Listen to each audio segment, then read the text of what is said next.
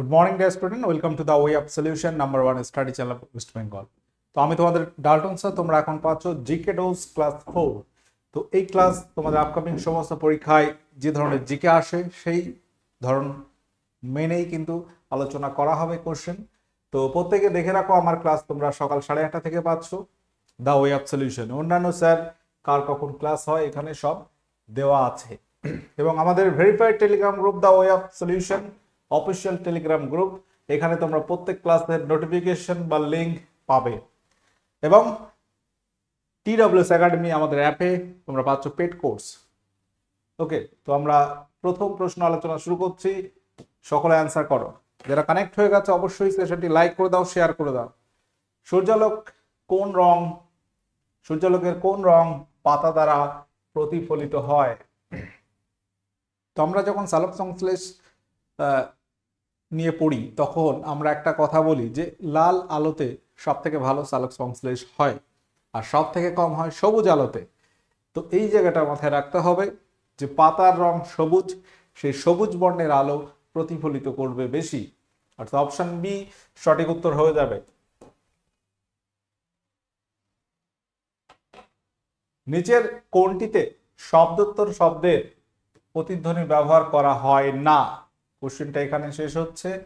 এখানে USG, ultrasonography, সোনার, radar, hydrophone.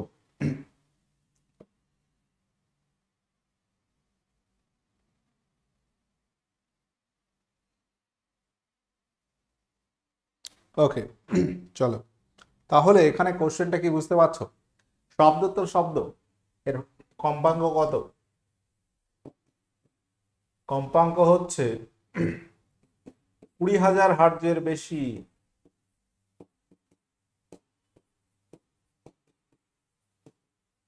ওকে, এই শব্দকে কাজে লাগানো হয় বিভিন্ন ক্ষেত্রে।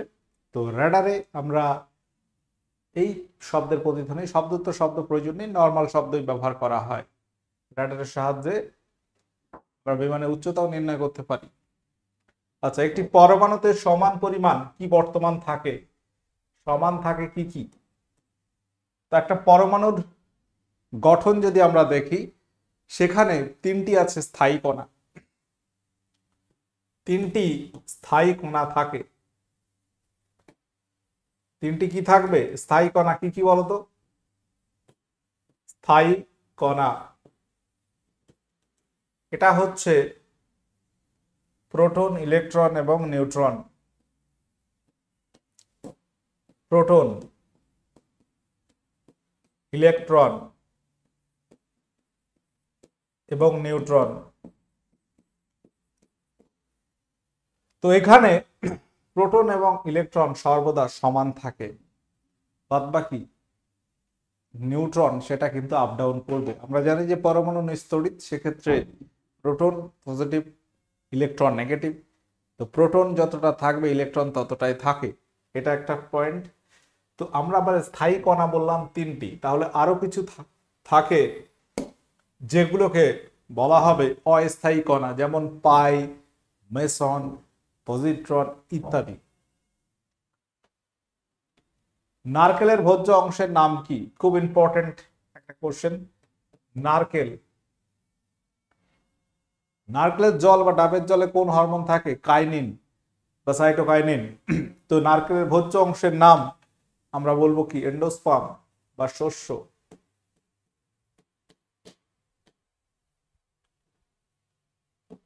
শস্য, ঠিক আছে। তো আমের ক্ষেত্রে যদি বলি মেসোকার্প। রসল অমরা, কমলা লেবু, কমলা লেবু তার ভোজ্য অংশটাকে বলা হয় রসল অমরা। লিচু, লিচুর ক্ষেত্রে আমরা যদি দেখি, লিচুর ক্ষেত্রে আমরা যদি দেখি এটা বলা হবে এরিল।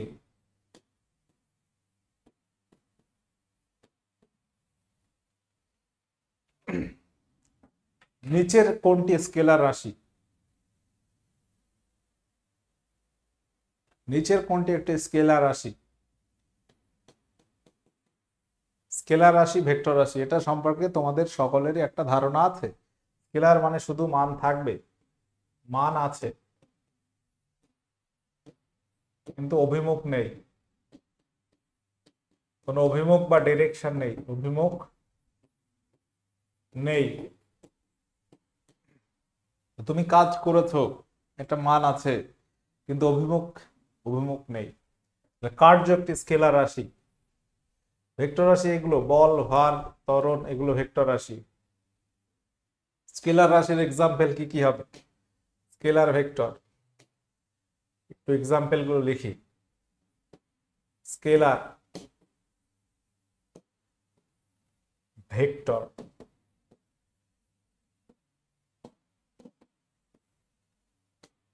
স্কেলার রাশি ধরো আমরা বললাম ভর, ভেক্টর রাশি ভার, ঠিক আছে। কার্য, ক্ষমতা, শক্তি, সময়, দ্রুতি বা স্পিড, এগুলো সব স্কেলার রাশি। তাপ, চাপ, তাপমাত্রা, তাপমাত্রা বা উষ্ণতা একই কিন্তু, হ্যাঁ। এগুলো কি? এগুলো সব স্কেলার রাশি। ভেক্টর রাশি ভার, ওজন, ভার বা ওজন একই কথা, ভার বা ওজন। বল, ঠিক আছে। সরণ, বেগ, ত্বরণ,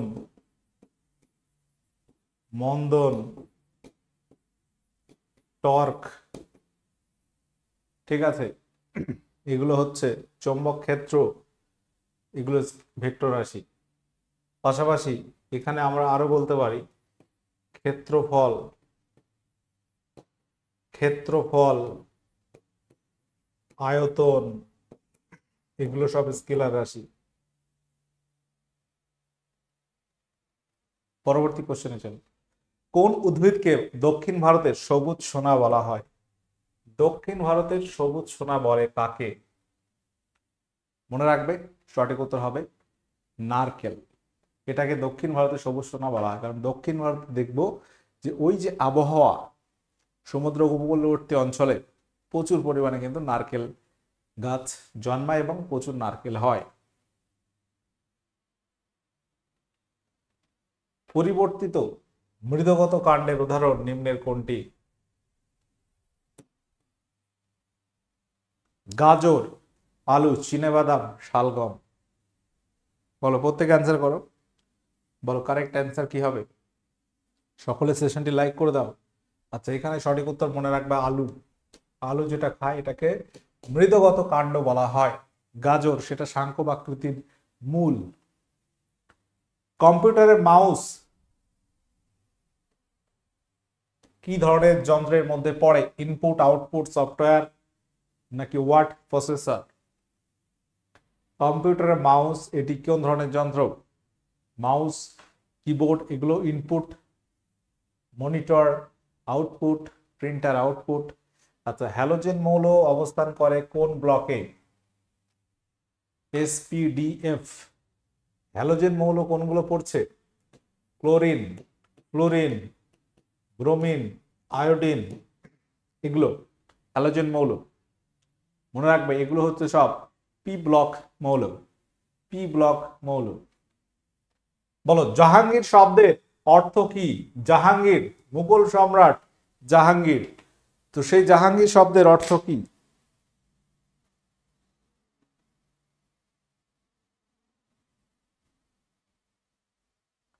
সঠিক উত্তর কি হবে? জাহাঙ্গীর শব্দের অর্থ হচ্ছে পৃথিবীর মালিক।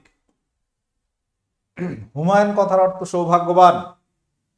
আকবর কথার অর্থ মহান বা মঙ্গলময়। তো জাহাঙ্গীর, মুঘল সম্রাট জাহাঙ্গীরের প্রকৃত নাম কি?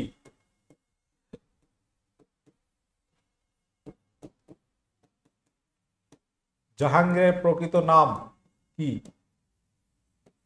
মনে রাখবে মোহাম্মদ সেলিম।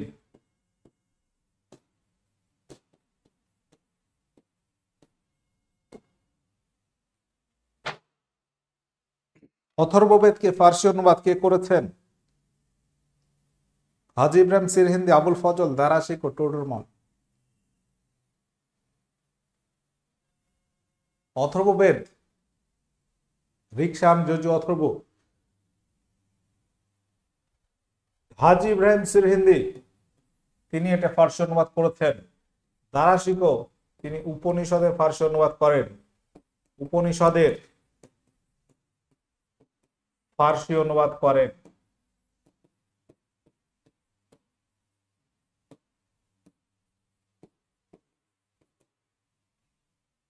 বলো, আনন্দমঠ উপন্যাসটি কত সালে প্রকাশিত হয়? 1896, 1883, 1882, 1885। আনন্দমঠ উপন্যাসের রচয়িতা বঙ্কিমচন্দ্র চট্টোপাধ্যায়। আনন্দমঠ উপন্যাস, এখানে সন্ন্যাসী এবং ফকিরবিদের কথা আছে। আনন্দমঠ উপন্যাস এটা পাবলিশ হয়েছিল 1882 সালে। এবার আরেকটা প্রশ্ন আসে যে বন্দে মাতরম এই গানটি নেওয়া হয়েছিল আনন্দমঠ উপন্যাস থেকে।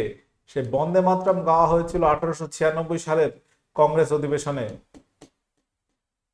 কংগ্রেস অধিবেশনে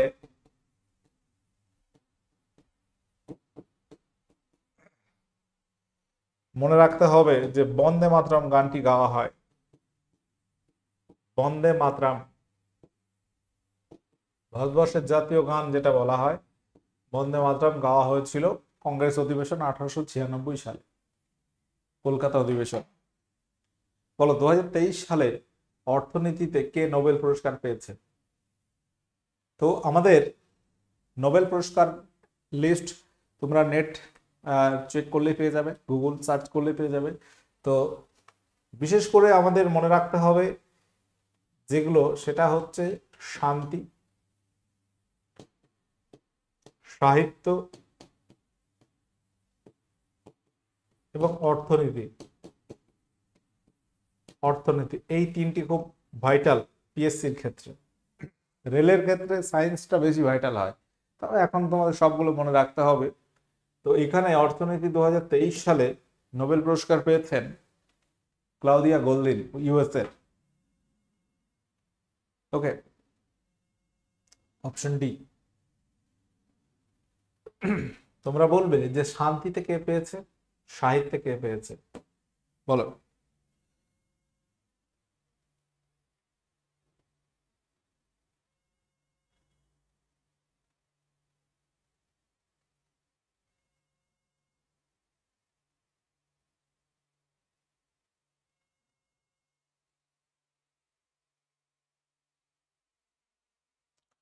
শান্তিতে পেয়েছে নার্জেস মোহাম্মদী।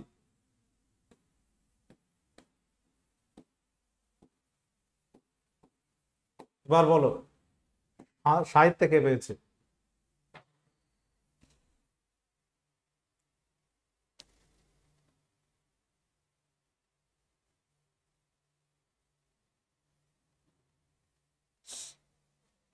জন ফসে।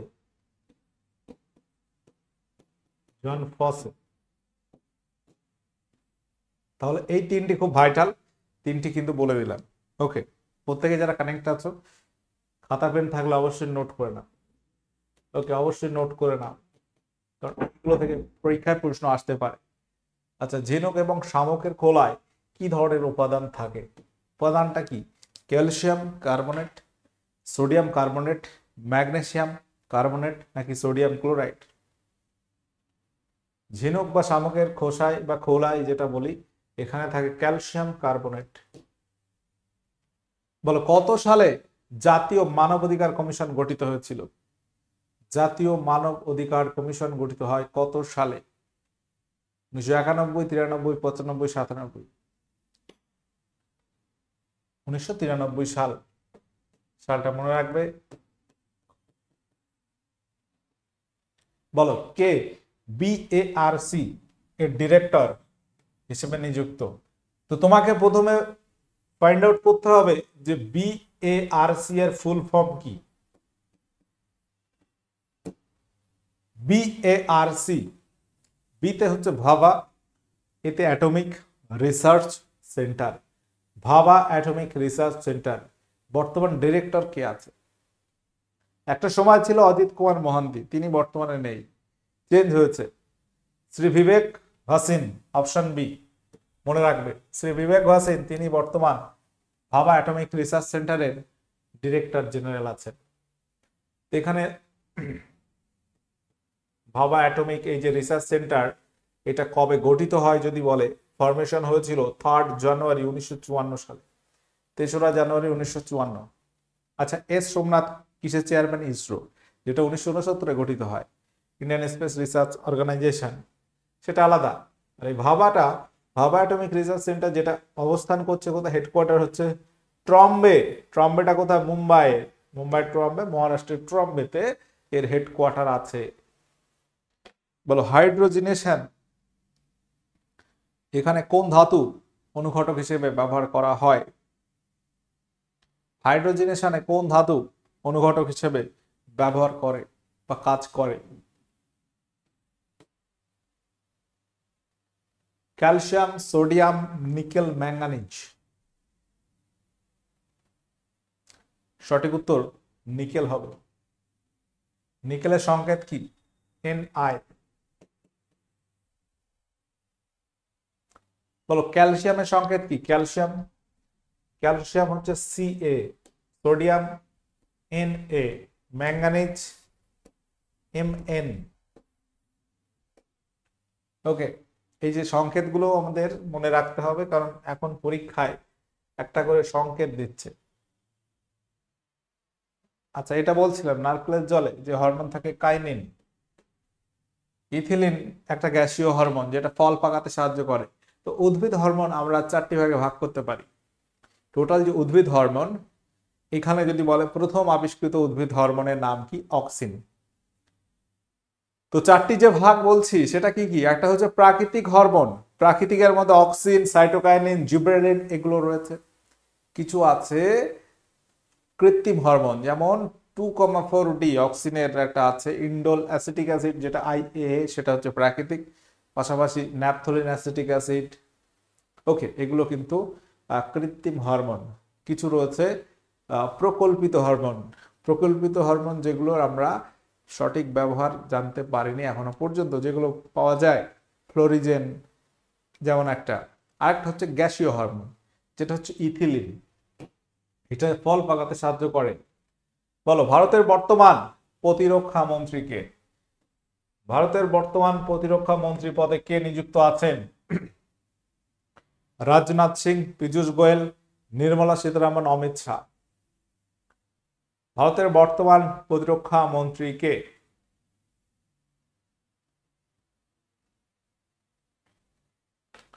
মনে রাখবে সঠিক উত্তর হবে রাজনাথ সিং। নির্মলা সীতারামন অর্থমন্ত্রী আছেন, অমিত শাহ স্বরাষ্ট্রমন্ত্রী। তোমরা বলবে পীযূষ গোয়েল কোন পদে আছে? আচ্ছা এবার বলো। আচ্ছা এবার যেটা বলছি, যেটা WPP আমাদের ফাউন্ডেশন ব্যাচ যেটা শুরু হয়ে গেছে 2024 সালে, নতুন করে ফাউন্ডেশন ব্যাচ 2.0 15ই ফেব্রুয়ারি থেকে শুরু হয়েছে ক্লাস। যারা এখনো ভর্তি হওনি, ভর্তি হতে ইচ্ছুক, অবশ্যই দ্রুত হয়ে যাও, কারণ নোটিফিকেশন এসে গেছে, WPP ক্লাস শুরু হয়ে গেছে। আর 2 সপ্তাহ তো হয়ে গেল, 2-3 সপ্তাহ হতে গেল। তাহলে প্রত্যেকে দেখে রাখো, এই যে প্যাটার্ন কিন্তু চেঞ্জ হয়েছে। প্রিলি প্লাস মেন মিলে একটাই পরীক্ষা হবে, একটা এক্সাম হবে, একটা এক্সাম পাস করলে তোমার চাকরি। অর্থাৎ ওই একটা পরীক্ষা খুব ভালো করে দিতে হবে। কাট অফ কত যাবে সেই জায়গাটা নেই। তোমার মেনে যে 85 হতো, সেই 85 মার্কস প্রথমে হবে, 15 মার্কস পরে PMT PETর পরে ইন্টারভিউতে হবে। টোটাল এক জায়গায় করে মেরিট লিস্ট তোমরা পাবে। তো সেই জন্য তোমাকে আরো ভালো করে পড়তে হবে। চলো বলো, শের শাহের মৃত্যুর পর কে সিংহাসনে বসেন? শের শাহের মৃত্যুর পর কে সিংহাসনে বসেন?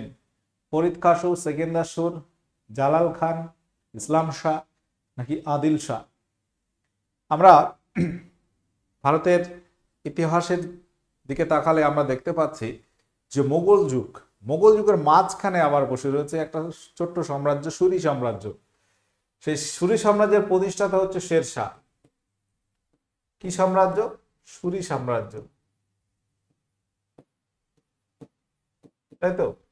এই সুরি সাম্রাজ্য এর প্রতিষ্ঠাতা শেরশাহ। এটা 1540 থেকে শুরু হয়। আমরা জানি কনৌজ বা বিলগ্রামের যুদ্ধ হয়েছিল শেরশাহের সঙ্গে হুমায়ুন, যেখানে হুমায়ুন চূড়ান্ত পরাজিত হয়, দিয়ে তিনি পালিয়ে যায়। শেরশাহ একটা তার নতুন সাম্রাজ্য প্রতিষ্ঠা করছে, সেটা বলা হচ্ছে সুরি সাম্রাজ্য। 1540 থেকে এই সাম্রাজ্য 1555 পর্যন্ত টিকে ছিল। ঠিক আছে, তারপরে আবার হুমায়ুন এসে নতুন করে এই সুরি সাম্রাজ্যকে হটিয়ে পুনরায় মুঘল সাম্রাজ্য প্রতিষ্ঠা করছে। তো শেরশাহ তিনি 1540 থেকে 1545 তার রাজত্বকাল। তারপর জালাল খান ইসলাম শাহ। তো এখানে আমরা তোমাদের বলে রাখি যে জালাল খান ইসলাম শাহ তার সময়কালটা যদি দেখি 1545-এ শেরশাহর মৃত্যু হয়। শেরশাহর মৃত্যু সাল 1545। তো তার থেকে 10 বছর না 9 বছর 6 মাস, মানে প্রায় টোটাল টাইমটা জালাল খান ইসলাম শাহ 9 বছর 6 মাস। তারপর ফিরোজ শাহ সুর 3 দিন। মোহাম্মদ আদিল শাহ তারপর বসছে মোবারিজ খান নামে। আদিল শাহের একজন বিশ্বাসভাবে হিন্দু সেনাপতি ছিল হিমু বা হেমচন্দ্র, যার সঙ্গে আমরা জানি যে আকবরের সঙ্গে পানিপথের দ্বিতীয় যুদ্ধ হয়। আচ্ছা, তো সেই সময় বিভিন্ন বিশৃঙ্খলা ছিল। আদিল শাহের জ্ঞাতি ভাই ইব্রাহিম খান সুর দিল্লি আগ্রা দখল করে এবং সেটাকে হটিয়ে আবার সেকেন্দার সুর তিনি দখল করছেন সাম্রাজ্য। এই সেকেন্দার সুরকেই সিরহিন্দের যুদ্ধে হারাচ্ছে কে? সেটা হারাচ্ছে হচ্ছে হুমায়ুন। সেকেন্দার সুর হচ্ছে শেষ রাজা সুরি সাম্রাজ্যের।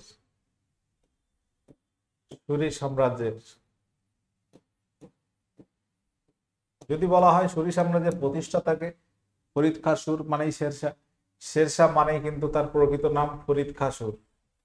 ঠিক আছে, একই কথা। শেরশাহ মানেই কিন্তু ফরিদ খাঁ সুর, একই ব্যক্তি। ঠিক আছে, এটা মাথায় রাখবে। চলো পরবর্তী কোশ্চেন। বায়লাডিলা লৌহ উত্তোলক অঞ্চল নিম্নের কোন রাজ্যে অবস্থিত? বায়লাডিলা লোহা উত্তোলক অঞ্চল এটি কোন রাজ্যে অবস্থিত? কর্ণাটক, উড়িষ্যা, ছত্তিশগড় নাকি ঝাড়খণ্ড? বায়লাডিলা একটা লৌহ উত্তোলক অঞ্চল যেটি আছে ছত্তিশগড় রাজ্যে। ছত্তিশগড়ের ভিলায় রয়েছে উল্লেখযোগ্য লৌহ উত্তোলনে। আচ্ছা, সালুব বংশের প্রতিষ্ঠাতাকে? সালুব বংশ কোন সময়কার বলতে পারবে? সালুব বংশ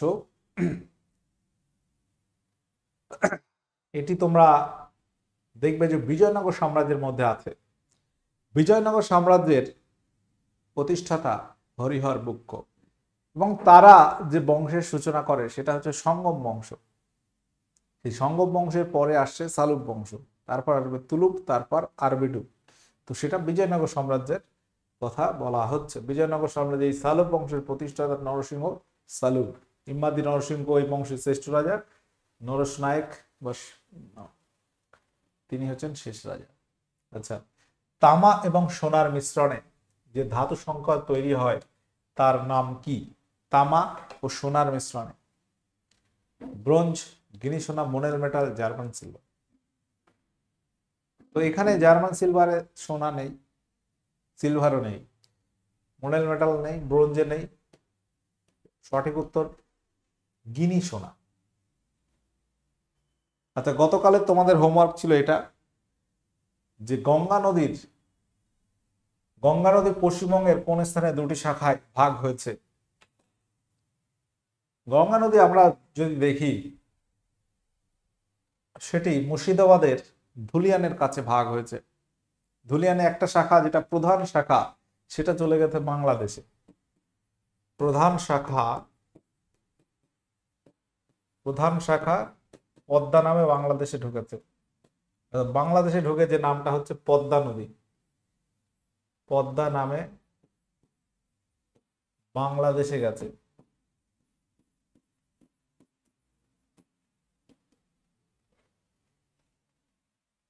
এবং আর একটা শাখা ভাগীরথী হুগলি নামে, যেটা কলকাতার পাশ দিয়ে বঙ্গোপসাগরে পতিত হয়েছে। ওকে, তাহলে হুগলি নদী পশ্চিমবঙ্গের প্রধান নদী, ভাগীরথী হুগলি। এই মুর্শিদাবাদের ধুলিয়ানের কাছে একটা শাখা ঢুকে গেল কোথায়, বাংলাদেশের পদ্মা নামে, আর একটা শাখা ভাগীরথী নামে প্রবাহিত হতে হতে এটা নদিয়া এসে আবার নাম চেঞ্জ হচ্ছে ত্রিবেণীর কাছে, সেখানে নাম হচ্ছে কি হুগলি। ওই জন্য পশ্চিমবঙ্গের প্রধান নদী বলা হয় ভাগীরথী হুগলি, নদী একটাই, নাম দুটো নাম।